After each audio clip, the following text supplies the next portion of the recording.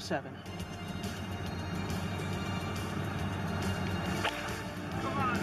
Since Aaron yesterday set up an eagle.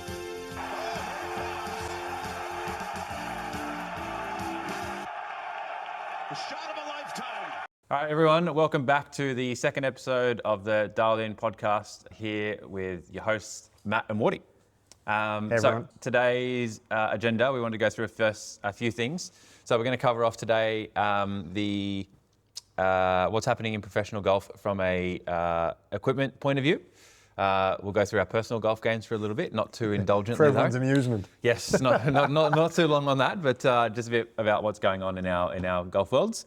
And then go through the hot topic of the week is mini drivers. Yep. So continues from last week's debut pod. And then we'll finish off with some dialed in or out of bounds. So firstly, Matt, great to see you again. Yeah, likewise. Tell us about what's been happening in your golf world this week. Yeah, luckily enough this week managed to play some golf in New Zealand, which has always been a bit of a sweet spot for me over the last 12, 18 months. So played Tiari on Saturday, played the South Course for the first time. And yeah, it's just one of those places that just gets better and better every time I go back. I can't stress enough, to anyone who listen, you got to go once or you got to go a number of times, because I think once you go once, you'll want to go back. I think it's definitely become a golf destination for everyone over the last 24 months. I mean, everyone I talk to, right? A couple of years ago, it was Tasmania and Barnbougle and Cape Wickham, and now it's New Zealand. Yeah. And look, a personal shout out from me to the team at Tiari. They're awesome. Like from the minute you land on property, you are just looked after. You get that full experience. Everybody knows you by first name.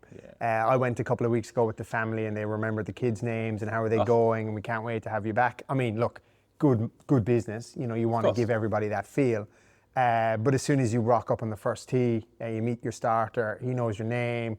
It's just all those little pieces. Yeah. And for me personally anyway, it goes into how you play then, because you feel good, you're relaxed, you're comfortable. Yeah. And also the speed of play, I was like, I need to come back here every week. We got around in 3.5 hours. Amazing. It was like epic. Yeah, very cool.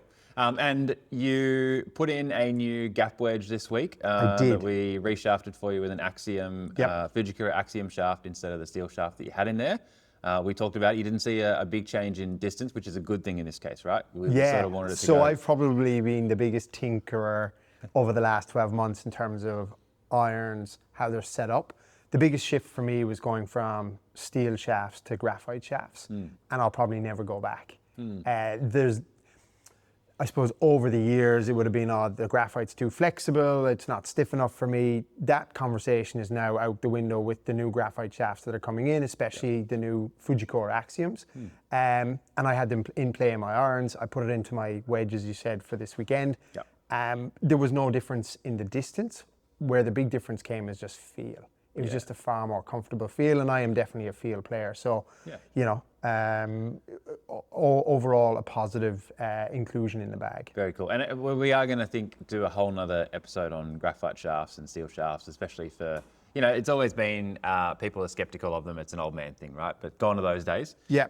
So we won't go into too depths of it right now, but great to hear it was going well. Yeah. No complaints. Good. And what about yourself, Wardy? How was Pennant this big weekend? Big week. So we had the Div 3 Pennant final playing for Box Hill. And as you all might tell, Wardy's a sandbagger. He shouldn't be playing Div 3.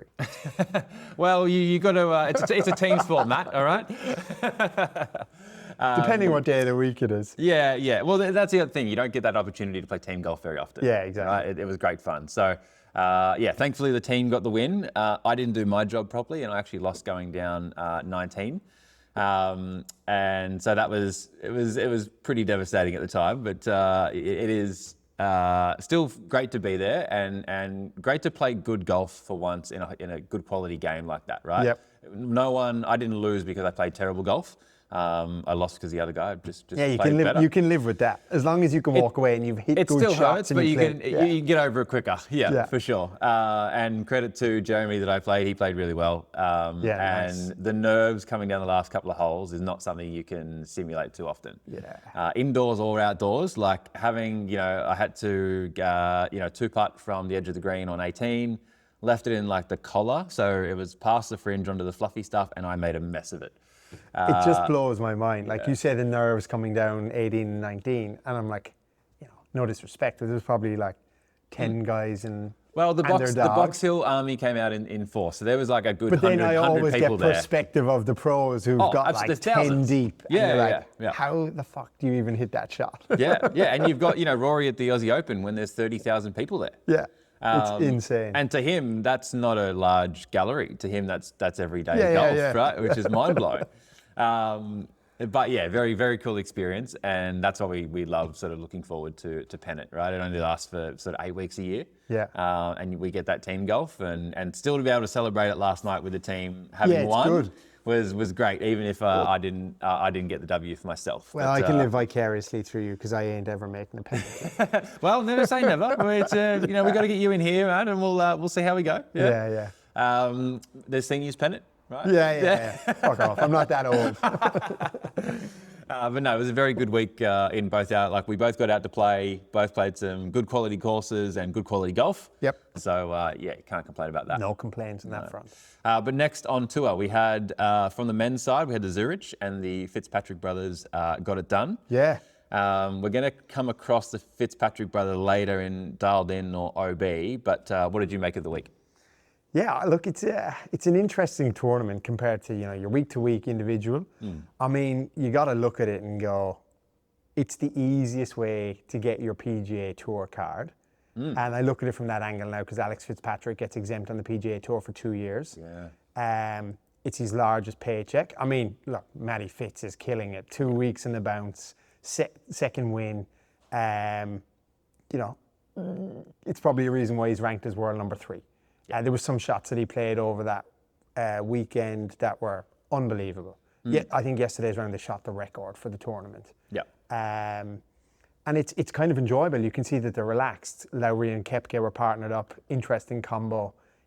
Lowry was a bit more jovial, and Koepka's just this you're trying to crack a smile, and it's tough to get him out. But I think you're just not going to get or see that on any other week. So from that point of view, I'm kind of a fan of it. I think it's good. Yeah. And it's easy golf to watch. Absolutely. And I think Alex has been playing well regardless, right? He won on the DP World Tour a few weeks ago. So I do agree it's the easiest way to try and lock up a PGA Tour card, right? Win a team with your brother who's also playing really well. But it's interesting. I wonder how many other starts he would have needed on his own on the PGA Tour to hopefully eventually get a win. Well, the interesting stat was the groups that came second, third, and fourth, 2 or 3 out of those pairs, Fitzpatrick had more wins on the PGA Tour than they had starts prior to this tournament. And that says a lot when he has one win. Yeah. So you're sitting there going, all right, it's a good opportunity for those guys. And then you also realize the depth. They're playing PGA Tour, and you've probably never heard of some of these guys. Yep. And that gives you more perspective of just how many guys are hustling week to week, maybe missing cuts, or coming in the 40th or 50th position and taking just enough home to pay for their travel expenses. Yeah, on the broadcast we only see the guys that are at the top, right? Yeah. So you're seeing the same sort of 10, 20 guys, and there's a lot that's still they're still earning a living, right? They're still doing incredibly well. I think if you get to the PGA Tour, you're looked after very well. Yeah. You're still making money. On the Corn Ferry and stuff like that, potentially not. You might be going backwards. But if you're on the PGA Tour, you're doing okay. But they're still not household names. Yeah, that's it. And then you look at, say, someone like Rory, who's come out and said he's going to miss the signature event next week. And it's his second one of the year, and it's a prize purse of $25 million. And that's the other end of it. If you can, if you're world class, because they're all world class, but there's clearly differences at points in time. There are, yeah.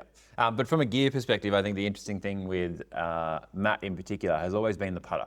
Yes. So he's for the longest time gamed a yes putter, and then the trademark for that ran out. So Bettinardi, who had been making, world-class putters, they jumped on and made him a version of a yes putter in a Bettinardi, and then he's been gaming that ever since.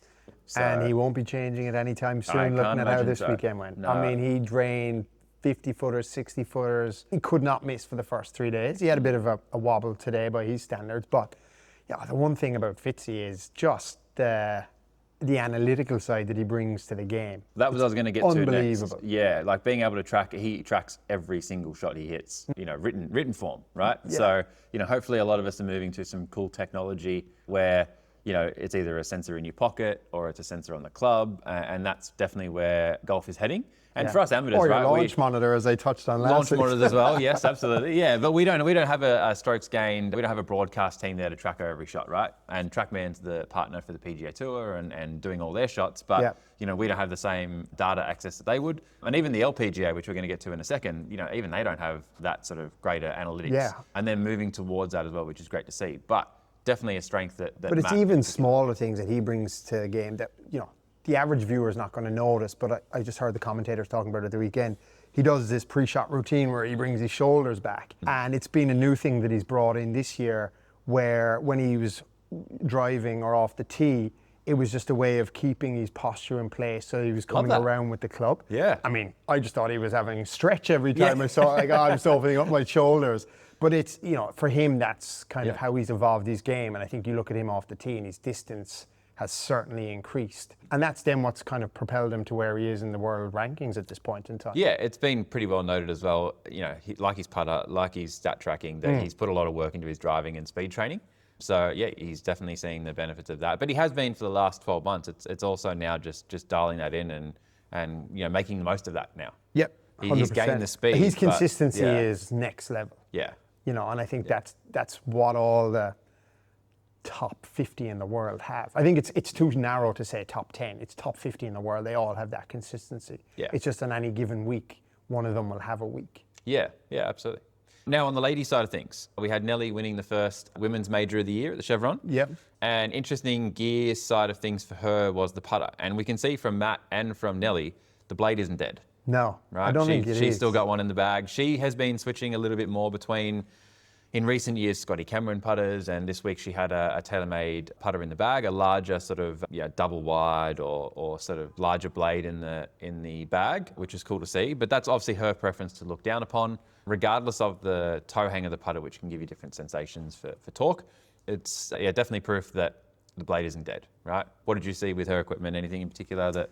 Yeah, look, I think the big thing is her consistency off the tee was very visible to see. Yeah. And then every putter, every opportunity I was watching, she was just nailing those putts from 5 to 10 foot. Yeah. Like I think after the third round, she was 5 shots ahead, and it was never in doubt. It was very Scotty Scheffler-esque. Yeah. It was like, this is done. Yeah. She just needs to come tomorrow and not blow up, and I think she won by 5 shots today. Yeah. The really annoying part is the coverage was just terrible.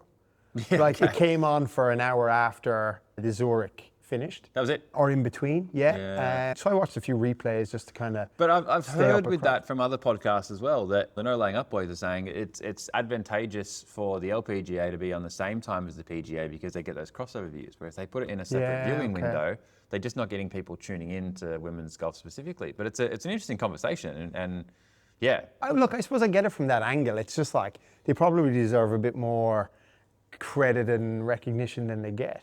Like I think for us Saturday golfers, as I'll describe us, they're probably the closest relation we have to like a distance or shot measuring perspective, albeit they're far more accurate than us.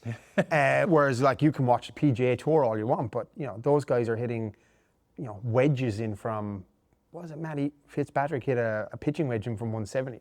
Like, nobody's hitting that on a Saturday. Now, you talk in yards, I'm in meters. What was it? Yes, but they're yards because it's PGA Tour. But that's still, 163 meters. That's probably a 7-iron from 153, sorry. Yeah, 153 meters. So that's a fair pitching wedge. Yeah. So like you look at, say, the women's game and you go, that's actually more a direct comparable of what they're hitting around the course to what we're probably hitting on a good day, I'll stress. Yeah. In your round. Yeah, absolutely. The other thing I noticed with Nelly was she's got a new shaft in the bag for driver.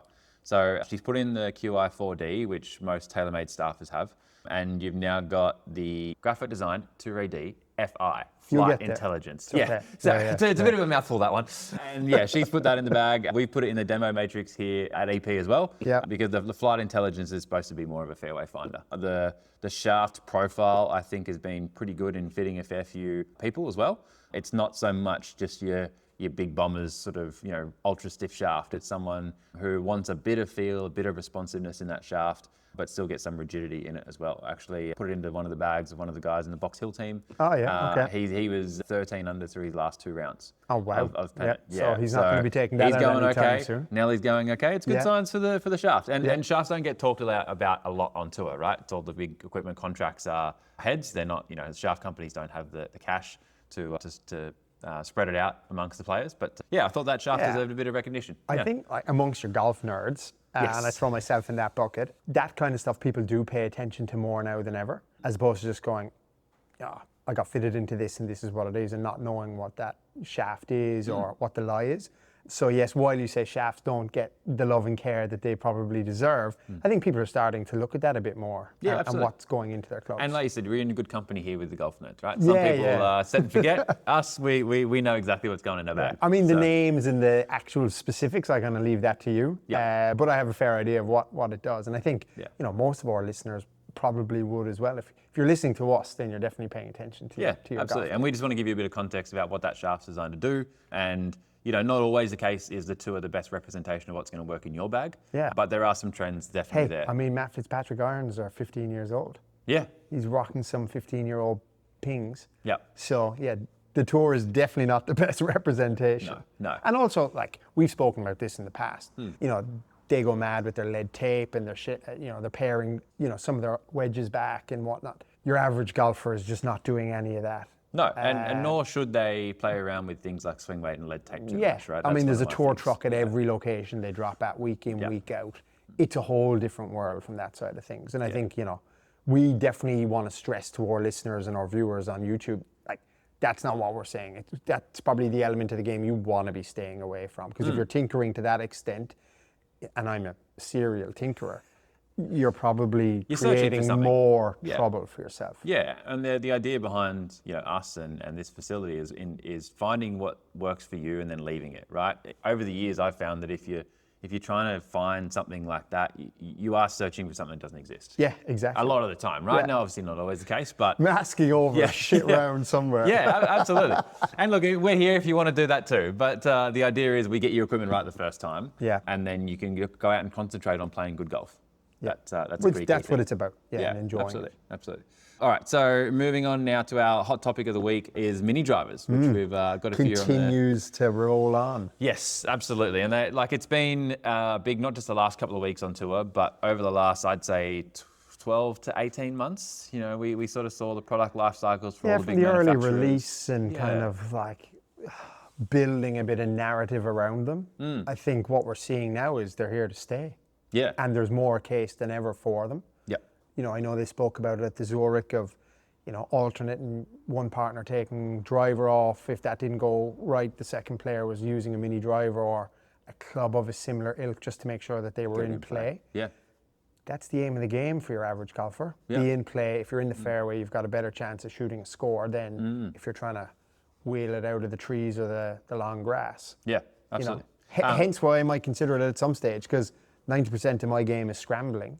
Yeah. So if you can alleviate some of that variance, even better. Yeah, and I saw some really cool stats here that I'll take you through, Matt, on mini drivers in particular, right? Well, not so much mini drivers, but just backup options off the tee, right? Because a lot of the sort of argument for them is give you a club that you can get in play, right? Now, whether that's a 3-wood, whether that's a mini driver or something else is up to the individual people. But if you're trying to get the mini driver to get you in play more, sometimes with amateur golfers, that may not convert to finding more fairways, right? Just because it's a shorter shaft. So looking at this, My Golf Spy did some research here, and it shows that a 15 handicap golfers hit slightly fewer fairways with their 3-wood off the tee than with their driver. They hit more balls OB and give up nearly 20 yards.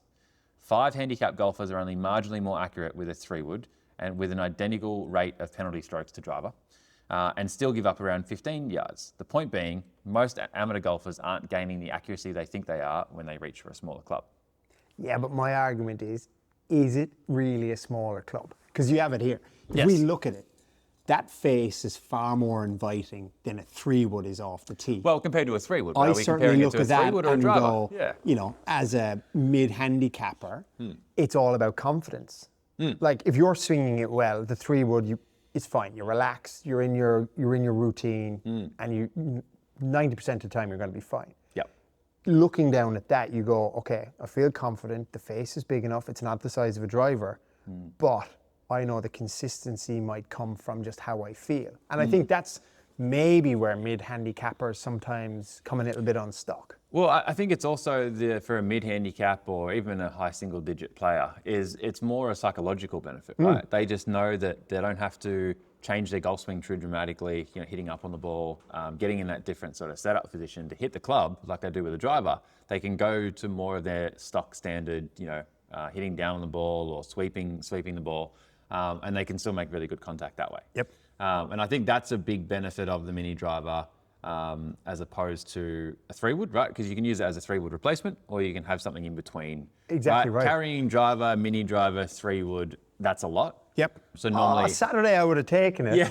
Well, like when we turned on the back nine, it was pretty strong wind, and I know with the shot shape that I play as a fade, the driver was in trouble. So I used it on some holes, but on some of the other holes I used the 4-iron just to get into play, cut through the wind a small bit, and was sacrificed the distance on that.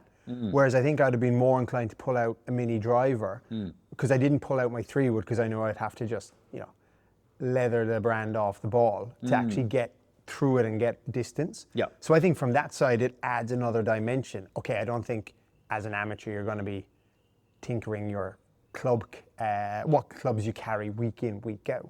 But I think that's certainly how a mid-handicapper may look at it. I certainly would have. Even when we got to the 18th, I had no choice. It was a par 5, had to pull the driver out, and then was trying to compensate for forgiveness of what way the wind was blowing. With a mini driver, you probably hit it 230, 250, you're in play, and then you could hit a 3-wood from the middle of the fairway into the par 5. It's just thinking probably more about your game management. Yeah, and like you said, just being comfortable with that club, right? Because, if it's not necessarily the fact that as a pure distance club, it's going to gain more fairways. But if you're standing over it being like, yeah, I think I can hit more fairways. Yeah. Well, then for a 15 handicap, that's worth something, right? Yeah. Placebos are still a thing. And plus, Yeah. the Titleist and the tailor-made mini driver, they look pretty good. They do. There's obviously more on the market as well, and a lot of those have been sort of slow to come into the Australian market in particular. So we've got a Cobra one and we've got a Callaway one that are coming very soon. Just to round it out more holistically, but the tailor-made one's the one that's had probably the most success on tour with your Tommy Fleetwoods of the world.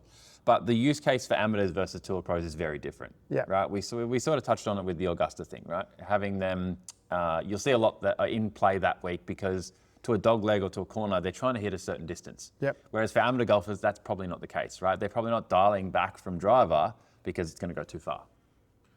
Whereas these guys are, no, I'm going to hit that dog leg in those trees if I hit driver. So I need something that pulls back a little bit. Yep. The other case, and this is maybe like completely out there, I see more people using driver off the fairway now because on the par 5s, this is your perfect replacement for that. Like I look at that, like on Saturday, the guy that I was playing with, he pulled the driver out on the 18th and it was a par 5. And I was a bit like, you'd be better off using your iron and just getting it down there. And sure enough, like the driver went all over the place. It didn't go where he was aiming. So I think like from a forgiveness perspective, it's definitely got a place in the bag if you think about it in the right way. Yeah, definitely. But the use case is definitely different between amateurs and Yeah, tour of pro. course. I think that's That's the same for every club. Point. Yeah, of course. Well, not with every, like a putter, you're still trying to make an 8-footer, but I get what you're talking about for sure. And I think it very much depends on the person too, as to whether or not you want to hit it off the deck. Yeah. Right. Some of the shapes do, I find personally, sit better for me to be able to try that shot. Not that I have one in the bag, but we're going to go through and hit some shots in the next week or so. And we put will it to report the test. back to the, the listeners on what we both prefer, because there is a bit of variance in, you can see in between those two, between the total size and the footprint of the heads.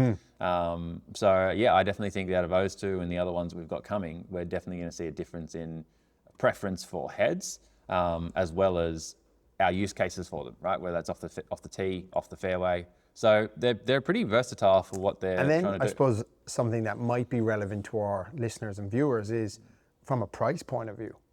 What are these clubs costing and setting players back. They're pretty close to a normal driver, right? So I would say, if you're looking at the Aussie market in particular, most drivers sitting around that 1,000 to 1,100 off the rack. Yep. And that's another thing we've got to touch on is fitting is non-negotiable, right? Because there's so many options with these things now. You've got most companies are making 1 or 2 lofts and setting up those loft sleeves correctly to hit the shape that you're trying to hit, right?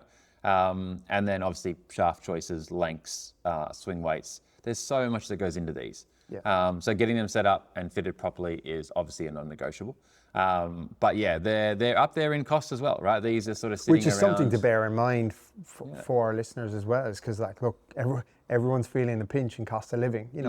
$1,100-1,200 is punchy. Yeah, so, absolutely. Actually getting a fitting and understanding if it does fit in your bag is probably very worthwhile. Cheaper in the long run, right? You're not replacing it as but often. I think we need to be cognizant of that. Some people go, well, I'm okay with a driver and a 3-wood. I don't need to put a mini driver in and spend another. Yeah, but if you're upgrading $1,100. your clubs, right, you might consider not getting that new 3-wood and putting in mini driver exactly instead, right. Yes. Right? Yeah, it's just perfect. a switch instead of a complete new club. Yeah. Perfect. And then just to finish up, Matt, we got our dialed in or OB. Yes. So we've got a couple of things centered around the Ryder Cup at the moment. Now we said we wouldn't go there, but it just came at us this week. We had a few things come out. So firstly, we had Jim Furyk as captain. Yeah. So that's our first dialed in or OB. Where are you headed? This might be confrontational, but I'm an OB on this. Yeah, I just think. I mean, it's slim pickings for the US, but Jim is he does not invoke the excitement in me. I'm sure he's a great guy. I'm sure he's a lovely guy. Yeah. But I'd nearly have been more of a fan if they said we're going to give Keegan another run at it. I get he's going to play, realistically, probably. But look, I just don't know if Jim's going to get the juices flowing in the players to really challenge Europeans in Ireland, where the home crowd's going to be insane in the right way. Yeah. And I think slim pickings, maybe, but there's a lot of potential guys, but they're I would not nearly all... prefer it if they went with Kevin Kisner as the outside. At least he'd have wore his heart in his sleeve. He would have been all about it. He would have got the guys in behind him playing. At an away venue, that's important too. Yeah. Yeah. For me, it's just boring Jim. Yeah. I agree. Second one is dialed in or OB, ticket prices. You had a look at these, and I am so OB on these. Yeah. I was I sat in queue. I knew what they cost. I sat in the queue for 2 hours. I wondered whether I'd change my mind and have a different view once I got into actually putting a ticket in the cart. By the time I got there, all the GAs were sold out. They were €500 a ticket. There was this. Talk about cost of living. Premium experience ticket that they called, which was basically a couple of ham sandwiches and 2 or 3 drinks. That was €900, or you could buy for the entire week, which was €1,999. Yep. I put a Friday ticket in the cart, and you had 15 minutes to complete the purchase. After 12 minutes, I was just nah, I can't justify the cost of this. Yeah. I see they all sold out. I wonder how many of them are to tour agents and touts and whatnot. I just think this is the game that's meant to, or the tournament that's meant to bring in every golf fan and open it up. At those ticket prices, I just don't see. I'd rather go to the Masters and be at somewhere where it's that's a real experience. Yep. Than pay that kind of money for that ticket. Yeah, I think it's OB as well, but it's how the European Tour, or the DP World Tour, generate their income for the next 4 years. Yeah, but it's there was no concession to how do we charge X amount for a corporate side, or this premium experience, and then make the tickets, even if they were €275, €300. Whereas €500 is it's just that bit up there. Yeah. And look, they sold out, so who am I to really question it from the powers that be? Maybe I'm just peeved because I was that's expensive. Yeah. But I just feel it's punchy. Yeah, absolutely. No, it definitely is. So yeah, we're both settled on OB. And interestingly, Rosie's caddy came out, Foosh, and was he put a big thing up about we're trying to make this game more available and accessible pre the release, and had the ticket prices on his Insta, Yep. and then came out afterwards and kind of said what I said. Who am I? What do I know? Yeah. I've only been in the game for like 35, 40 years. Clearly, everybody's mad to go and everybody's loaded. Yeah. Just need to make more money, clearly. Obviously, yeah. And the last one we wanted to finish on with Dialed In or OB was the chat about Matt Fitzpatrick in the Ryder Cup team as a lock this far away from the actual event. Give us your thoughts. Yeah, I think it's dialed in. Dialed in? I think he's a good team player. We've seen that over the last number of Ryder Cups. His game is there, certainly. He's unbelievably consistent, which is what you want in a tournament like that. Yeah. I think apart from injury, he's guaranteed. He's up there with Rory. I tend to agree. I think dialed in for sure, because his floor is going to be so much better and what you can count on more than somebody else having a really good week from some of these young players that are coming through. Now, yes, it's a long way away, and yes, barring anything but injury, of course, I think he should be there, because just having under pressure, as I figured out on the weekend, it's hard to do. Right? And he did it today again on the 18th. Yeah. He chipped out of the bunker on 18 to within like a foot, and Alex just laughed. They tapped it in, but it was having that clutch in him to be able to do that. That's what you need. Now I've got like a reversal back to you, and here's my wild card for the Ryder Cup. If Jim Furyk is going to invoke some like excitement amongst everyone, Luke Donald did it with Oberg a couple of years ago, where he picked him. He hadn't played any majors. Jackson Coyven as a wild card US pick. He is SEC golfer of the year. He's just unbeatable from an individual piece. He's going to turn pro. Is he a wild card that the US bring, and it just opens up a different dimension? I think, what have they got to lose, right? Exactly right. You're away venue, you need to, if it's not the captain that's getting, the US team up and about, then maybe it's something like this. So I think dialed in for that to take a chance. Because they clearly don't have any strategy, the US, around long-term stuff anyway, so they might as well. And look, he's an exciting prospect. Yeah, for sure. So, Matt, thank you for your thoughts. It's been a pleasure as always. Yes, likewise, Gordy. We'll see you next week for sure, as we continue on this podcast journey. Yeah, looking forward to it. We showed up again, so at least that's half the battle. Episode 2 in the bag, and we're going to continue this. So make sure you like and subscribe everywhere. We're on Apple, we're on Spotify, we're on YouTube, as you mentioned, and things will only keep getting better. Fingers crossed. Can't wait to have you along Thanks for the all. ride. Thanks. Cheers.